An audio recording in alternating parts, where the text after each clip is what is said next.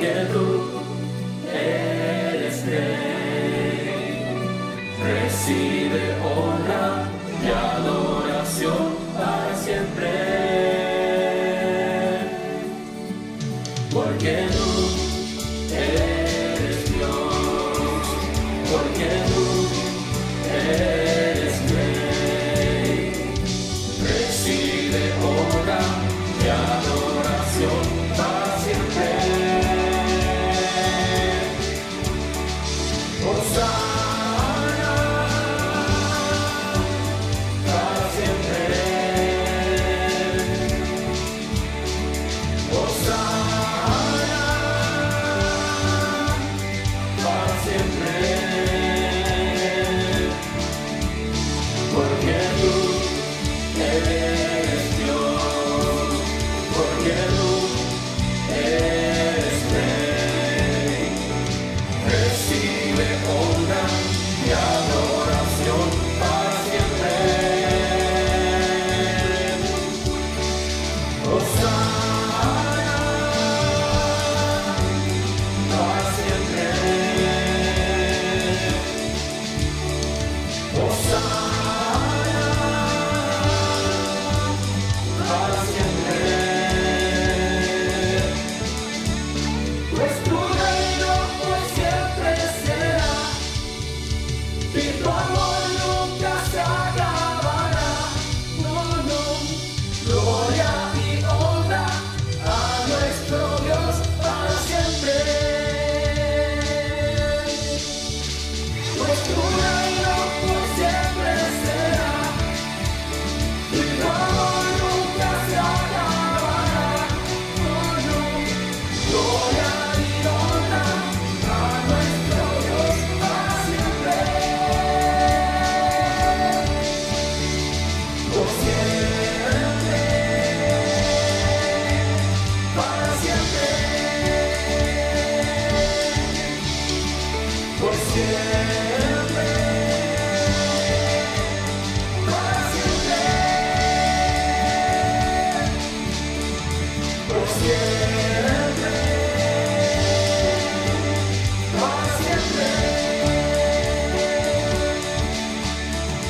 Por siempre,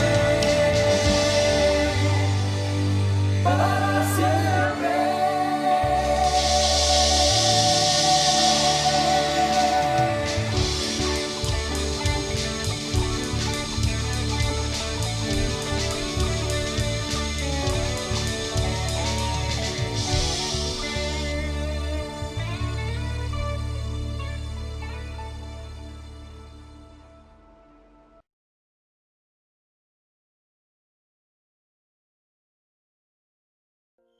Hemos estado hablando del sueño de Dios para nuestras vidas en las últimas 2 semanas y hoy quiero hablarte del sueño más importante de Dios para ti.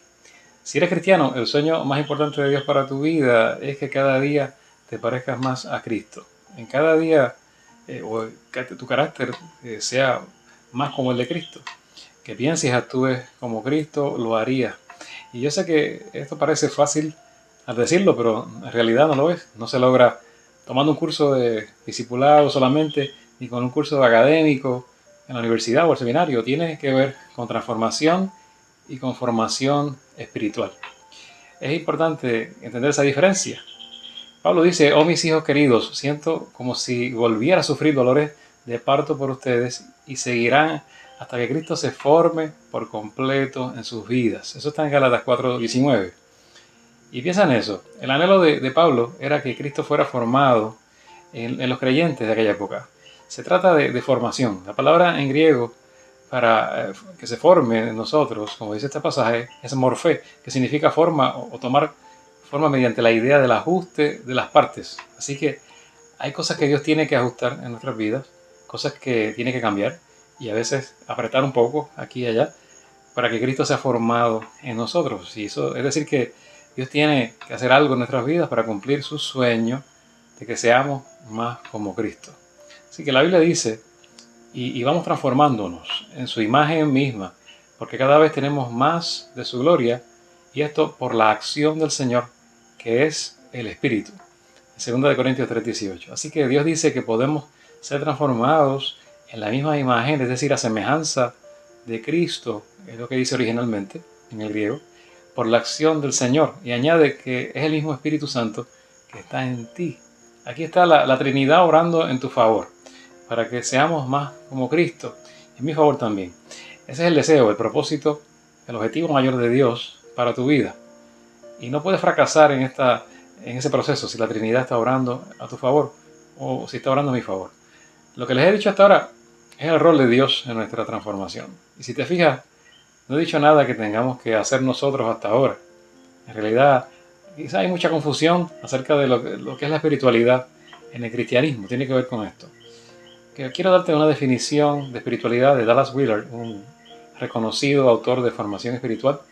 Él escribió en su libro El espíritu de las disciplinas. Allí él dice que la espiritualidad cristiana es la ordenación intencional y continua de nuestra orientación hacia vivir toda nuestra vida en el Espíritu. La espiritualidad cristiana necesita someterse voluntariamente a la presencia reinante de Cristo. Y es más un proceso relacional que un listado de prohibiciones y demandas. Uno se rinde a Jesús como Rey en todo, pensamientos, palabras y obras. Así que la rendición a Jesús sería más nuestra parte o nuestro rol en el camino a ser más como Cristo. Sería vivir en el Espíritu y en rendición a nuestro Salvador Jesucristo.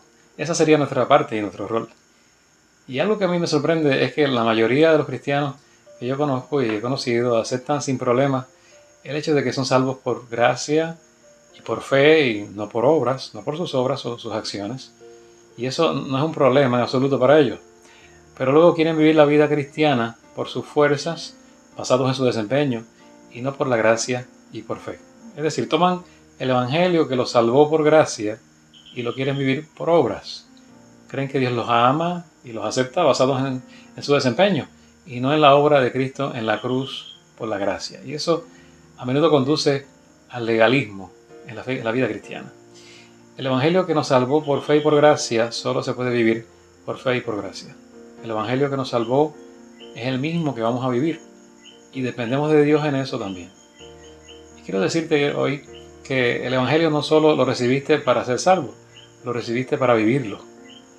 Entonces Dios tiene un rol y tú tienes otro rol en el camino a ser más como Cristo. El Evangelio tiene que ver con todo, como ha dicho un autor. Y vamos a verlo de otra manera en Marcos 1, 14 al 15. Allí dice, más tarde, después del arresto de Juan, Jesús entró en Galilea, donde predicó la buena noticia de Dios. Por fin ha llegado el tiempo prometido por Dios, anunciaba. El reino de Dios está cerca. Arrepiéntanse de sus pecados y crean la buena noticia. Y aquí están los dos lados de la moneda, las dos caras de la moneda, los dos roles que les mencioné ahorita. Primero, el rol de Dios. El reino de Dios está cerca. El reino llegó a tu vida. Ya conociste quizá la verdad del Evangelio.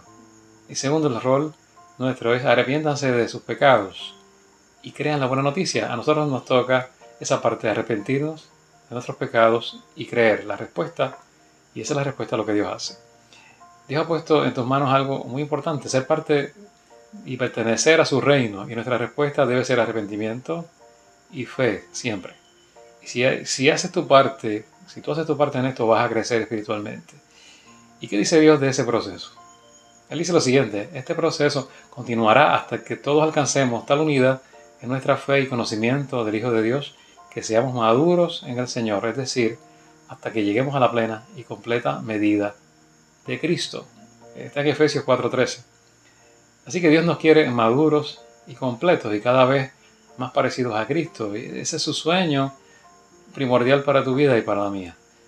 Si tú tienes hijos, estoy seguro que disfrutas y disfrutaste, si están ya más grandes, mucho su infancia, con todas sus ocurrencias y su inocencia.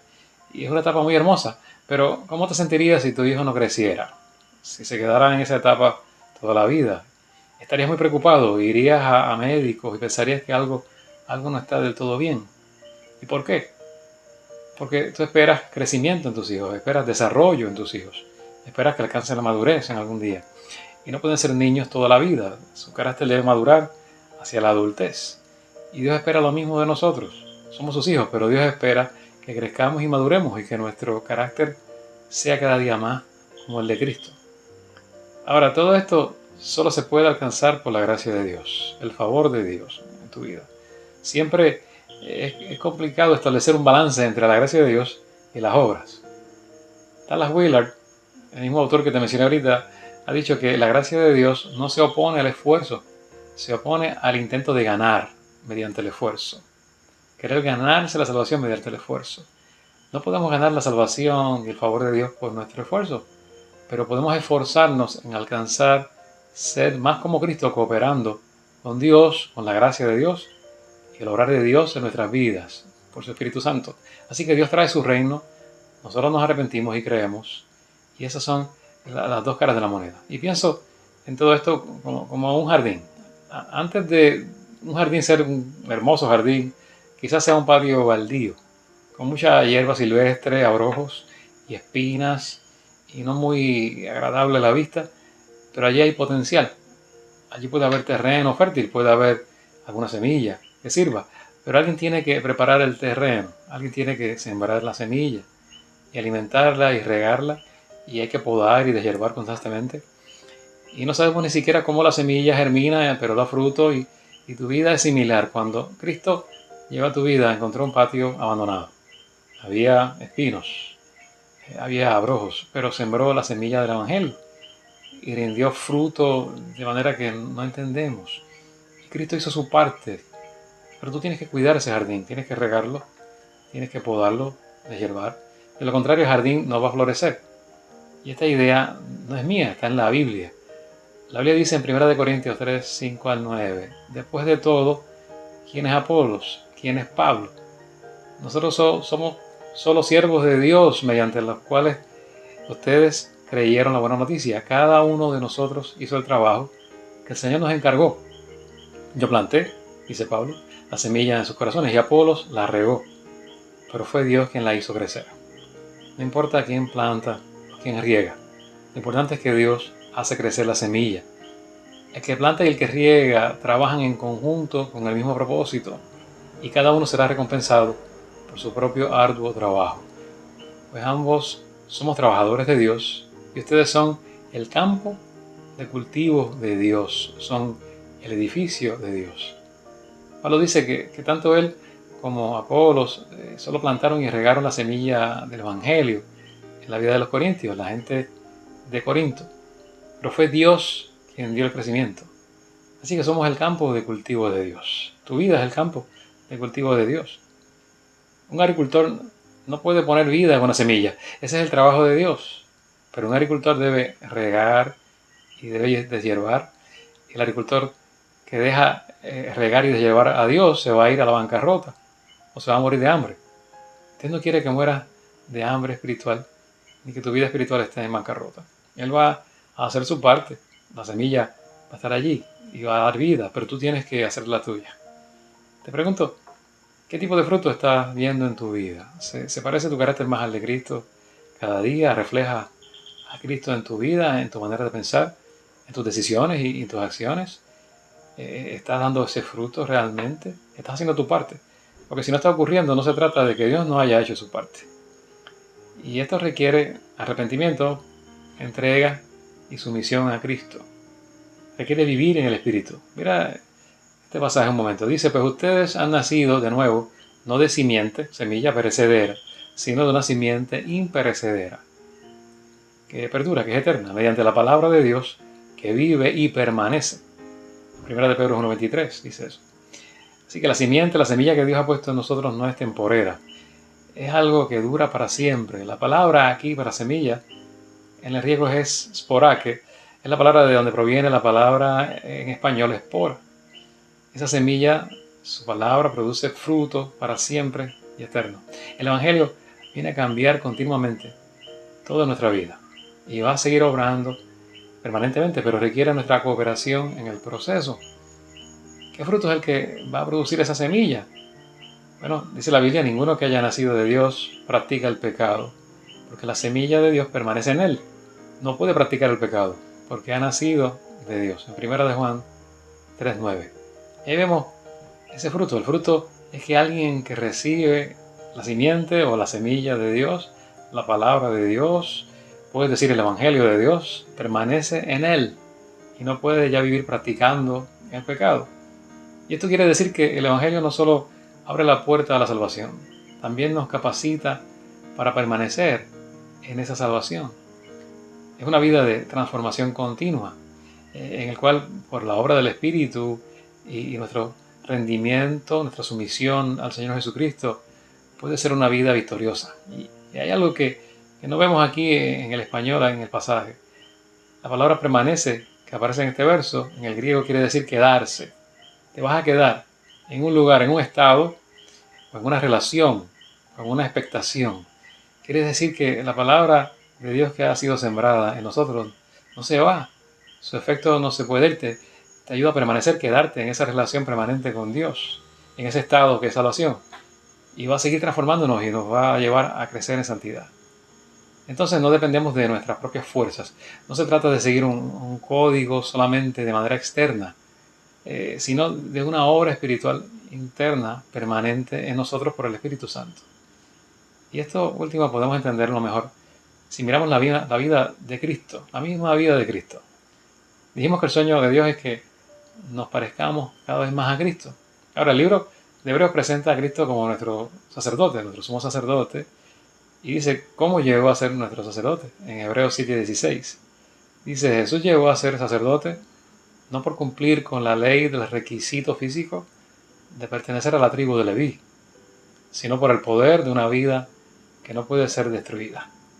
Sabemos que Jesús es Dios, creemos en su divinidad, y nos dice el autor de Hebreos que pudo ser nuestro sacerdote, nuestro intercesor, no por razones humanas, sino porque su vida no puede ser destruida, por el poder de una vida indestructible, dice otra versión de la Biblia. Solo Jesús tiene ese poder, una vida que es indestructible, una vida que es capaz de resucitar, de dar vida, de sanar, de levantar muertos y todo lo que vemos en los evangelios. Y por esto podemos decir y creer que Cristo se levantó de entre los muertos y puede dar vida nueva a los que creen en Él. Y quiero decirte algo, y esa vida está disponible para ti si has conocido a Cristo. Hay una vida nueva disponible para ti en Cristo. Y Dios te puede capacitar para vivir en esa nueva vida en Cristo por su poder que le levantó entre los muertos. Entonces no se trata de ti y no se trata de mí. Es Cristo viviendo en ti y en mí. Pablo dijo lo siguiente: en realidad nuestra vieja naturaleza quedó sepultada con Jesús en el bautismo. Y así, como Dios el Padre, con su poder glorioso, lo volvió a la vida, también así a nosotros nos levantó para que viviéramos una nueva vida. Lo puedes ver en Romanos capítulo 6 y versículo 4. Así que yo lo que quiero en este día es que veas que la Biblia dice que ya tienes una vida nueva. Ya tienes a Cristo en tu vida y ese es ese poder el que nos va transformando de gloria, en la misma imagen, en la misma semejanza de Cristo. Así que uno de los mayores problemas del mundo, diría yo, si fuéramos a buscar un problema muy grave, es el hambre. Hay millones de personas que viven en una situación de hambruna y pobreza extrema. La UNICEF señala en su página de internet que el número total de niños y niñas en el mundo es 2.200 millones de niños y niñas. Y el número de niños y niñas que viven en la pobreza es de 1.000 millones, casi la mitad. Imagina eso, 1.000 millones de niños y niñas que no tienen en este momento acceso a una buena nutrición y con todas las enfermedades que eso presupone. Es muy triste y ocurre porque no tienen acceso a lo que damos por sentado nosotros, quizá aquí en Puerto Rico.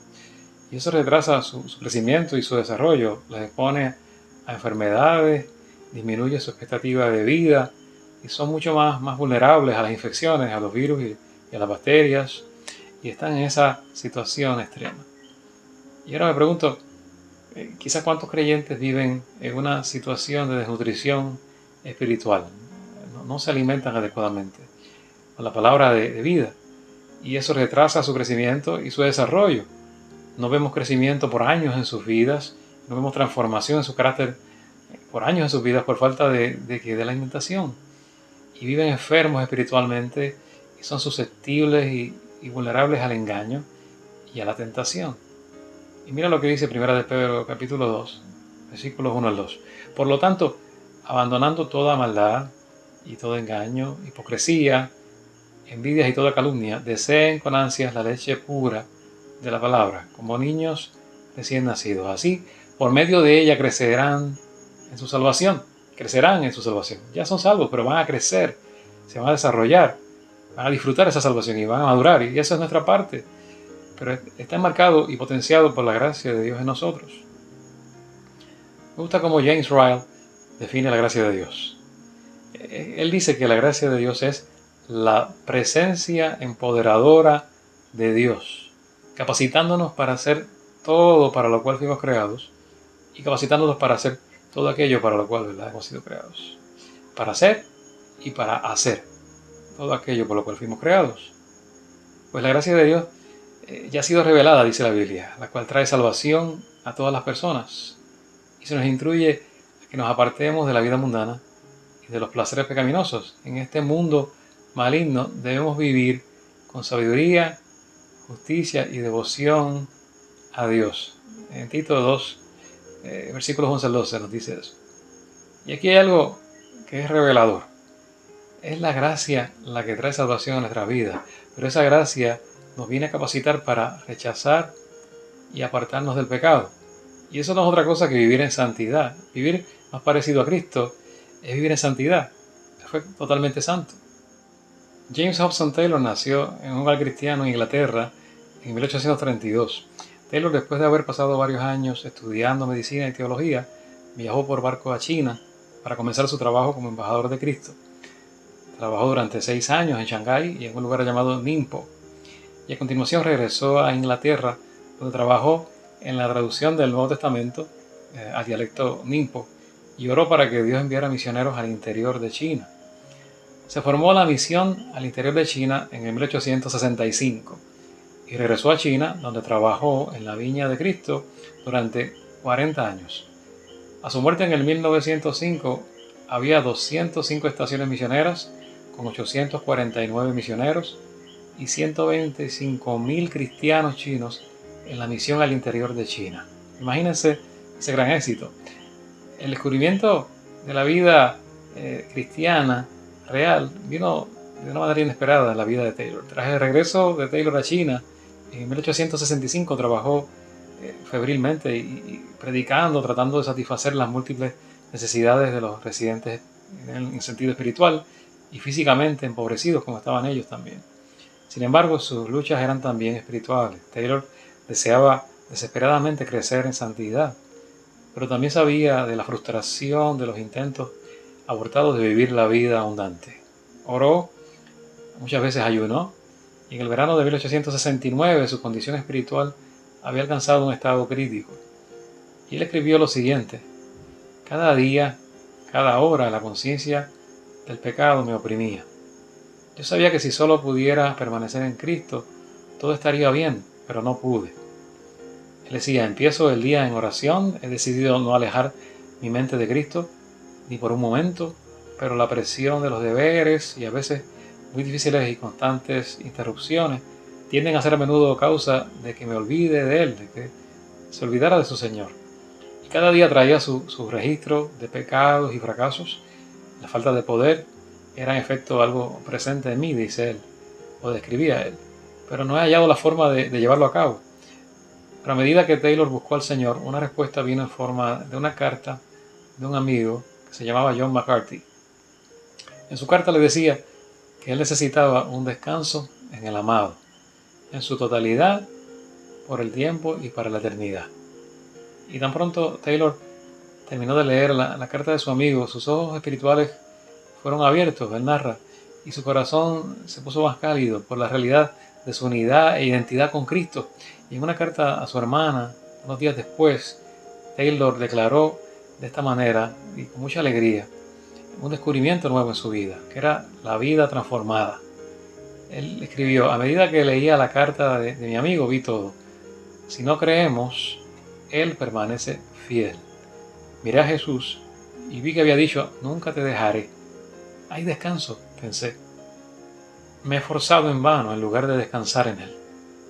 La parte más dulce es el descanso que la plena identificación con Cristo trae: ya no estoy preocupado por nada, ya que me doy cuenta de esto, porque Él, lo sé, es capaz de llevar a cabo su voluntad y su voluntad es ahora la mía. Esto hace que, no importa dónde me coloque, en las posiciones más fáciles, Él debe darme su gracia, y en las más difíciles, su gracia es suficiente.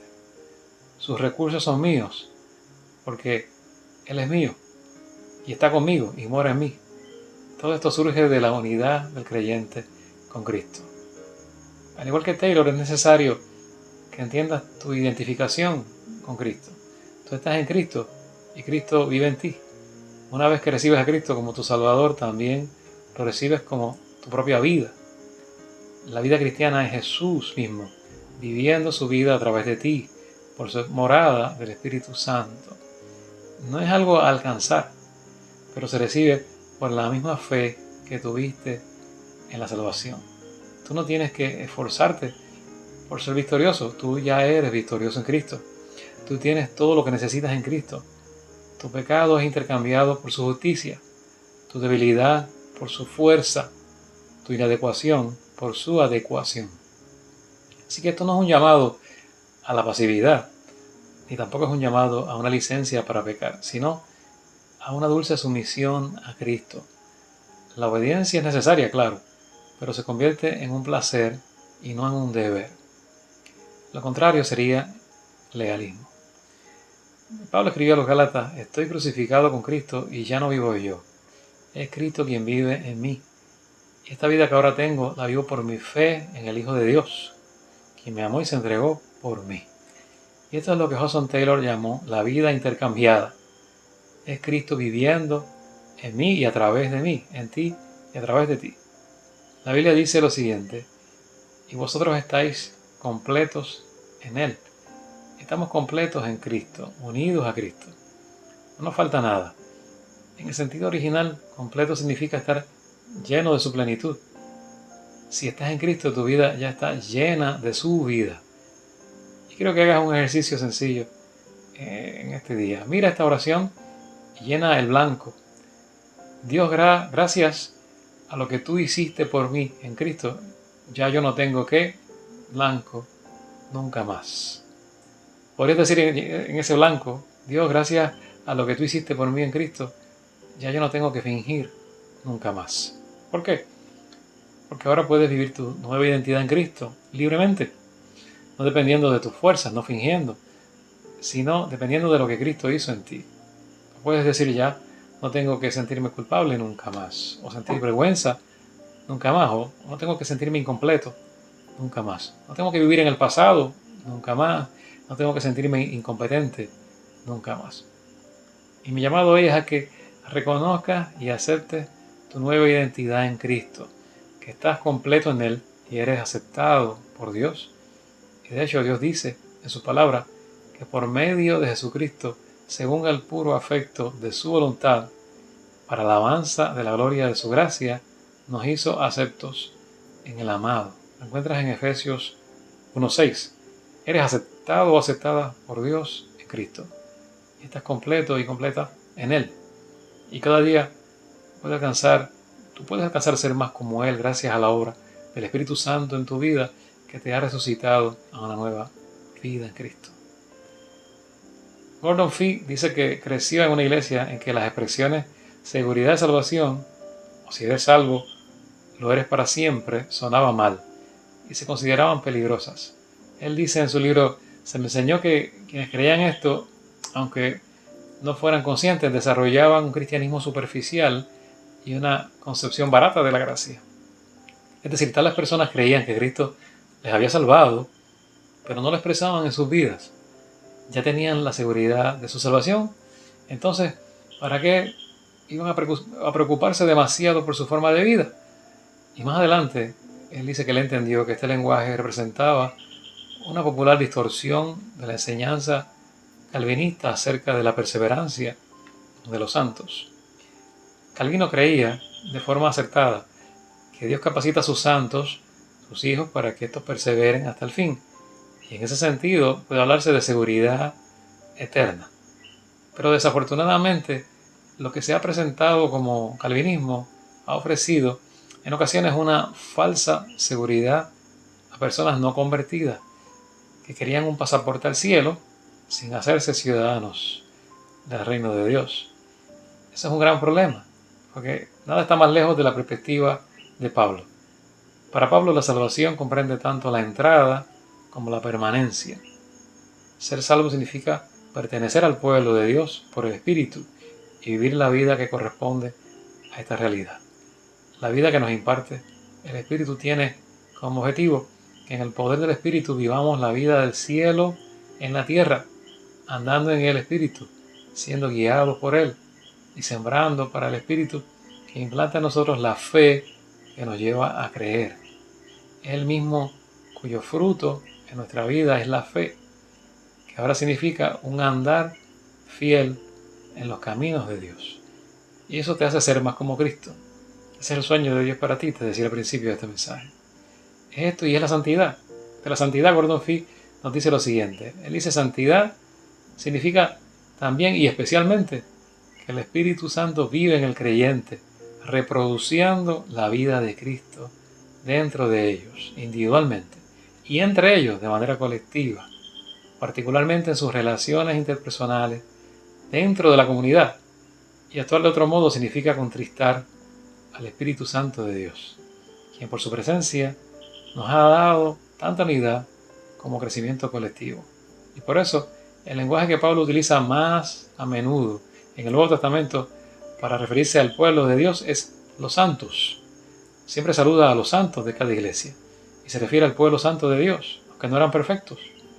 Los tales viven de manera distinta en sus relaciones interpersonales, son capaces de hacerlo, de llevarlo a cabo porque son, entre otras cosas, el pueblo del Espíritu. Ser el pueblo del Espíritu es lo que permite que vivamos el sueño de Dios de parecernos más a Cristo cada día. Dios te llama a vivir en el Espíritu para que seas cada vez más como su Hijo Jesucristo. Te invito a orar. Dios bueno, te damos gracias en esta hora. Vemos en tu palabra cómo tú quieres que seamos el pueblo del Espíritu, para vivir en el Espíritu, andar en el Espíritu y parecernos más a Cristo cada día. Y pensar como Cristo y actuar como Cristo, reflejar a Cristo. En ese proceso tú vienes a nuestra vida, nos das vida nueva, nos das tu vida, tú mismo viviendo en nosotros, vives en nosotros, a través de nosotros. Y en esta hora nos capacitas también para vivir conforme a tu voluntad, en obediencia, pero no de forma externa, sino porque hay un cambio interno, una transformación interna. Estás haciendo una obra espiritual en cada uno, para que podamos vivir como tú deseas que vivamos, para que seamos lo que tú quieres que seamos, para que tengamos el poder para hacer tu obra, pero más que nada para ser transformados en el carácter, que ese carácter se parezca más al de Cristo, que crezcamos, seamos maduros y más maduros cada día, y que podamos en ese crecimiento también bendecir a otros. Padre, te pido por cada uno de los que ve este mensaje, que cada día puedan buscar tu rostro, descansar en ti, como hizo Hudson Taylor, descansar en ti que eres fiel, y cooperar con el Espíritu Santo, hacer su parte, para que tú puedas seguir obrando y haciendo la tuya en ellos, y sean transformados cada vez más a la imagen de su Hijo Jesucristo, con la identidad, con la identificación que tenemos en Cristo, sabiendo que le pertenecemos, sabemos que contamos con su poder y su gracia. Cristo Jesús, en quien oramos en esta hora. Te damos gracias. Amén y amén.